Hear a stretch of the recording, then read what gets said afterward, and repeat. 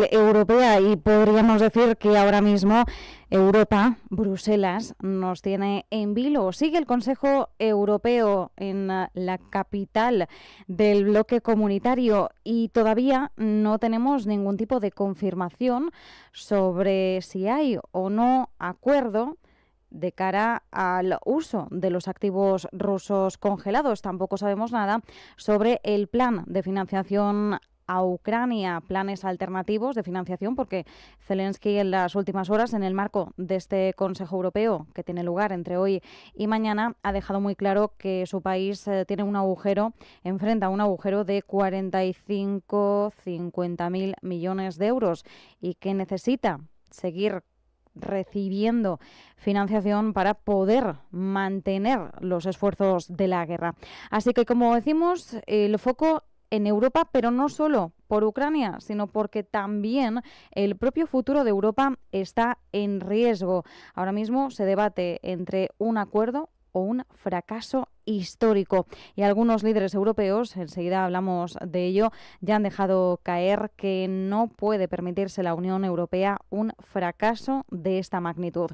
Saltando al otro lado del charco, en Estados Unidos, tenemos que hacer alusión a ese dato mata relato, porque Donald Trump en nuestra madrugada ha pronunciado ese esperado discurso de la nación y en él se ha intentado respaldar en cifras para presumir de los éxitos de la actual administración. Ha insistido en que heredó un país destrozado y ha querido apoyarse en cifras que enseguida veremos porque están manipuladas o no son del todo acertadas.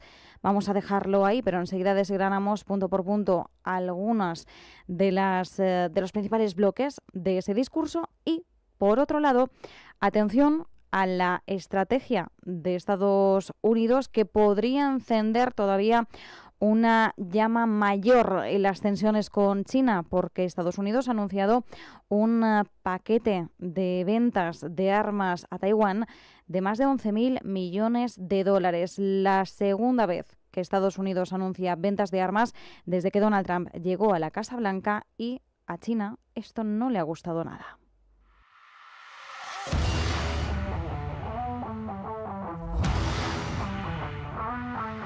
Visión Global, con Marta Isern, Radio Intereconomía.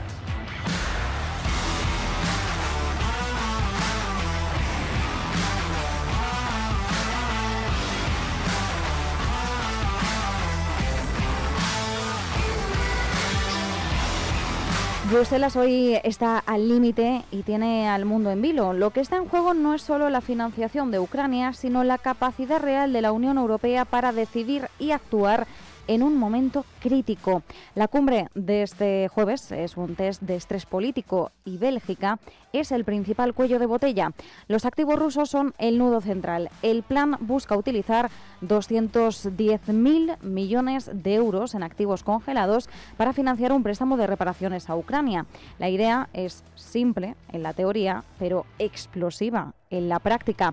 El primer ministro belga mantiene sus reservas hasta el último minuto, y es que Bélgica, recordemos, la depositaria belga Euroclear, alberga la mayor parte de esos activos y teme las represalias de Rusia. Bueno, sin ir más lejos, recordemos que Rusia ya ha presentado una demanda contra Euroclear. Claro, la entidad belga, y el propio país, Bélgica, no quiere que esta situación pueda ir a más.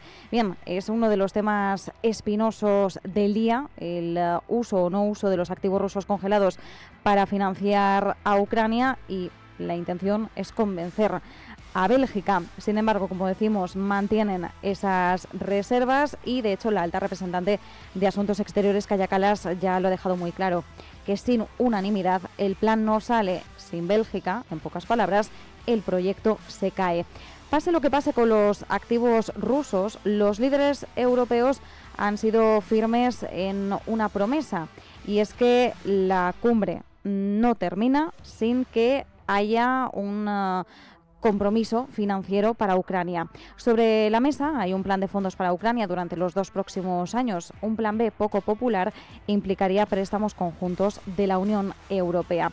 Lo último que nos está llegando del Consejo Europeo es que nadie sabe nada realmente, que los enviados están enfrascados en negociaciones bilaterales donde el asunto más importante de la agenda sigue sin resolverse. Así que estamos hablando en riguroso directo de que por el momento no hay una respuesta al uso de los activos rusos. El primer ministro polaco, Donald Tusk, ha zanjado el debate político. Ha dicho que usar los activos rusos es la única opción viable. La Comisión Europea está negociando directamente con Bélgica en reuniones bilaterales para conseguir desbloquear el acuerdo. Se han salido de la sala principal. Y Zelensky ha lanzado su propio aviso. Ucrania enfrenta un agujero financiero de entre 45.000 y 50.000 millones de euros el año que viene. Sin nueva financiación antes de primavera, Ucrania tendrá que recortar la producción de drones. Y la guerra no espera. Zelensky compara la confiscación de activos rusos con incautar dinero al narcotráfico o armas terroristas. ¿Es una alusión a Estados Unidos y Venezuela? Para Ucrania no es una cuestión legal abstracta, es supervivencia. Al igual que las autoridades confiscan dinero a los narcotraficantes y despojan de armas a los terroristas, los activos de Rusia deben utilizarse para defenderse de la agresión y reconstruir lo que fue destruido, lo que destruyeron los ataques rusos. Es moral, es justo y está legalmente respaldado por la experiencia de muchos profesionales. Estas han sido las palabras de Zelensky. Mientras tanto, el canciller alemán Friedrich Merz ha lanzado una alerta contundente. Si la Unión Europea no logra cerrar un acuerdo, el daño a su credibilidad se prolongará durante años. No es solo Ucrania lo que está en juego, sino la imagen de Europa como actor estratégico.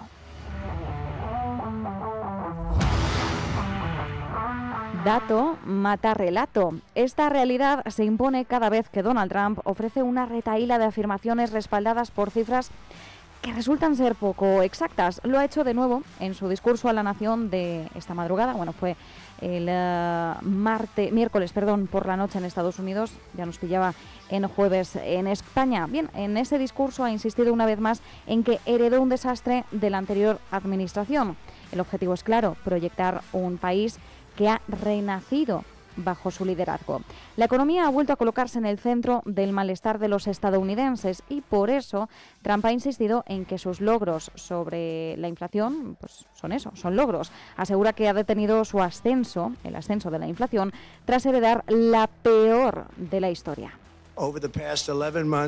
En los últimos 11 meses hemos traído más cambios positivos a Washington que cualquier otra administración en la historia de Estados Unidos. Cuando asumí el cargo, la inflación era la peor en 48 años y algunos dirían que en la historia de nuestro país inundaron ciudades y pueblos con inmigrantes ilegales y diezmaron sus ahorros. Bien, vamos a ver, la inflación ha subido un 2,7% interanual en noviembre, es el último dato que hemos tenido, de hecho, hoy mismo.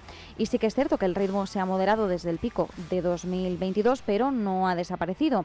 Mención especial, la que ha hecho Donald Trump a la bajada de precios de la gasolina.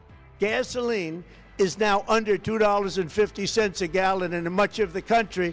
Dice que la gasolina en algunos, que de promedio en todo el país ha bajado por debajo de los $2.50 el galón, pero también ha dicho que incluso ha llegado a descender por debajo de los $2 en 3 o 4 estados. Bien, el promedio nacional está en $2,94, no en los $2,50 que dice Trump.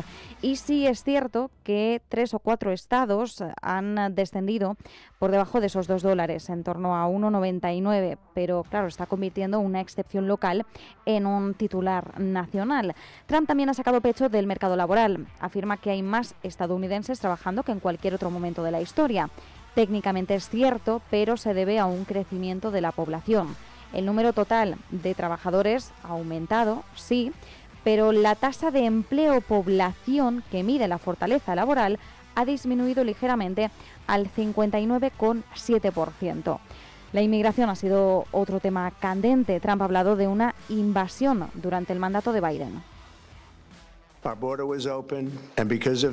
Nuestra frontera estaba abierta y por esto nuestro país fue invadido por un ejército de 25 millones de personas. Muchas provenían de prisiones, cárceles, instituciones mentales, manicomios. Eran narcotraficantes, pandilleros e incluso más de 11.000 asesinos, de los cuales la mitad mató a más de una persona. Esto es lo que la administración Biden permitió que le sucediera a nuestro país.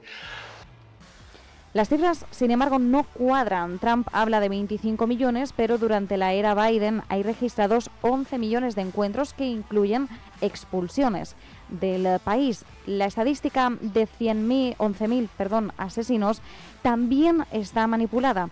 13.000 extranjeros han sido condenados por homicidio en los últimos 40 años e incluyen personas ya encarceladas o deportadas. Pero insistimos, se está hablando de un periodo que abarca mucho más, aparte de la era Biden. 40 años también abarcan el primer mandato de Donald Trump. También, por cierto, el presidente de los Estados Unidos ha presumido de las inversiones conseguidas desde su llegada en enero. He conseguido una inversión récord de 18 billones de dólares, lo que significa más empleos, aumentos salariales y crecimiento. Las propias cifras publicadas por la Casa Blanca muestran 9,6 billones en anuncios. Son promesas, proyectos preliminares, pero los economistas insisten, no es capital efectivamente invertido. Y aún así, de 9,6 billones a duplicar la cifra, 18 billones, hay una diferencia. Por tanto, el patrón es reconocible: combinar datos reales con exageraciones, cifras infladas y afirmaciones directamente falsas. El resultado es un relato potente, pero estadísticamente frágil. Donald Trump golpea de nuevo a China y lo hace atacando su punto más sensible, Taiwán. Estados Unidos ha anunciado 11.100 millones de dólares en ventas de armas. Es el mayor paquete militar jamás ofrecido por Estados Unidos a la denominada Isla Rebelde.